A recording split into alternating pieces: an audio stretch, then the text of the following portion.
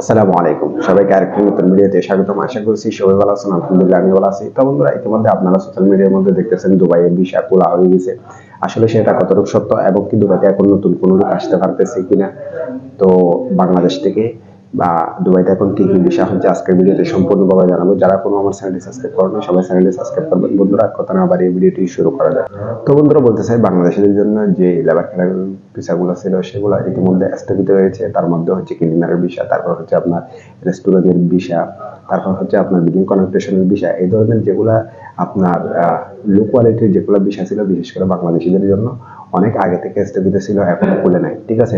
দ্বিতীয়ত, যে high professional visa যেগুলো ছিল, অর্থাৎ ম্যানেজার পোস্টের যেগুলো ভিসা ছিল, ভালো কোয়ালিটির যেগুলো ভিসা ছিল, এগুলা আপনার যাদের এডুকেশন বা যাদের ডিগ্রি সার্টিফিকেট ছিল বা যাদের আছে তারা মোটামুটি আসতে পারছিল, বাট এখন সেটাই সম্ভব হচ্ছে না। ঠিক আছে।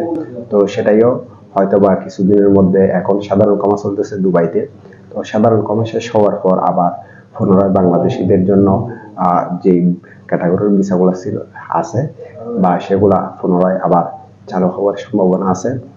তো বন্ধুরা, বলতে চাই আপনারা ইতিমধ্যে সোশ্যাল মিডিয়ার মধ্যে দেখতেছেন দুবাইয়ের সকল ভিসা চালু হয়ে গেছে। দুবাইয়ের ভিসা হচ্ছে, দুবাইতে এখন লোক আসতেছে। আসলে সবগুলা হচ্ছে ফেক নিউজ। আপনারা এই ধরনের নিউজ থেকে বিরত থাকবেন। এখন নতুন কোনো লোক আসতে পারতেছে না। যদি নতুন কোনো লোক আসে বা যদি দুবাইয়ের ভিসা যদি চালু হয়, সেক্ষেত্রে আপনাদেরকে এই চ্যানেল থেকে আপডেট দিব।